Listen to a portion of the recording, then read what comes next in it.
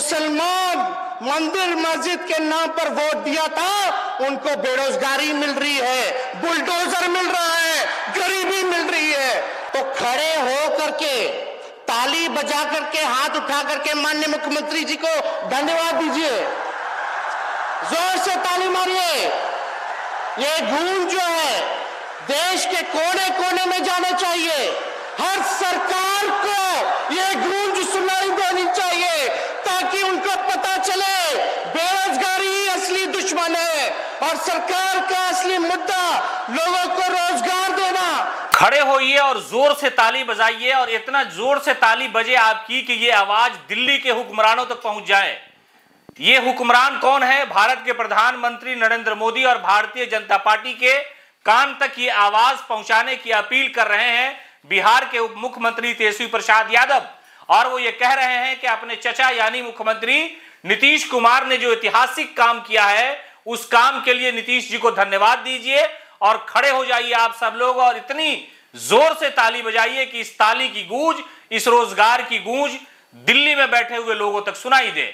दरअसल तेजस्वी प्रसाद यादव गांधी मैदान में 1,20,000 शिक्षकों की नियुक्ति पत्र बांटने के प्रोग्राम में संबोधन के दौरान जब स्टेज पे खड़े हुए तो उनका जोश सबसे ज्यादा हाई था और कहा कि आप जान लीजिए कि आपका सबसे बड़ा दुश्मन अगर कोई है तो वो बेरोजगारी है। इसी दुश्मन से आपको लड़ना जरूरी है और हमने वो जंग जीती है और ये जंग जीत करके दिखाया और बताया है। इसलिए खड़े होइए। और माननीय मुख्यमंत्री नीतीश कुमार की तरफ उन्होंने इशारा किया और कहा कि नीतीश जी को धन्यवाद दीजिए और आप सब खड़े होकर के इतनी जोर से ताली बजाइए कि इस ताली की गूंज पूरे भारत में फैल जाए और ये गूंज प्रधानमंत्री नरेंद्र मोदी तक चली जाए, जो बेरोजगारी के मामले में रिकॉर्ड कायम कर चुके हैं।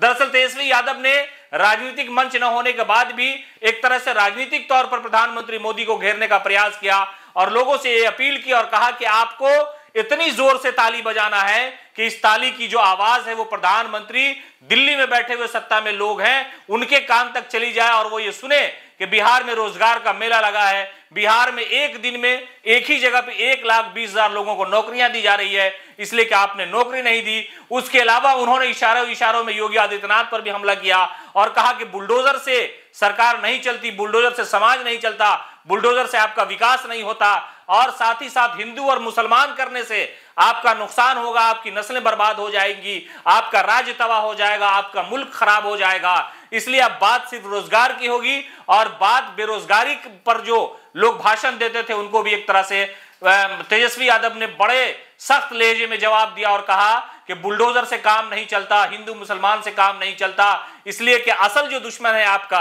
भारत के लोगों का असल कोई दुश्मन है तो वो बेरोजगारी है और बेरोजगारी का रिकॉर्ड जो है सबसे ज्यादा कायम किया है वो मौजूदा सरकार ने। उन्होंने साफ तौर पे प्रधानमंत्री मोदी और भारतीय जनता पार्टी को निशाना बनाते हुए बहुत ही जोश वाले अंदाज में लोगों को कहा, लोग खड़े हो गए सारे जो शिक्षक थे वहां पर और तालियां बजाई और तेजस्वी यादव का जो भाषण था, आज का जो बयान था वो लायक-ए-दीद था। मेरा जरूर मानिएगा कि नहीं मानिएगा, बताइए मानिएगा कि नहीं मानिएगा? तो खड़े हो करके, ताली बजा करके, हाथ उठा करके माननीय मुख्यमंत्री जी को धन्यवाद दीजिए, जोर से ताली मारिए। ये गूंज जो है देश के कोने कोने में जाना चाहिए। हर सरकार को ये गूंज सुनाई देनी चाहिए ताकि उनको पता चले बेरोजगारी ही असली दुश्मन है और सरकार का असली मुद्दा लोगों को रोजगार देना, कल्याणकारी योजनाएं देना, लोगों को खुशहाल रखना, लोगों के साथ न्याय है।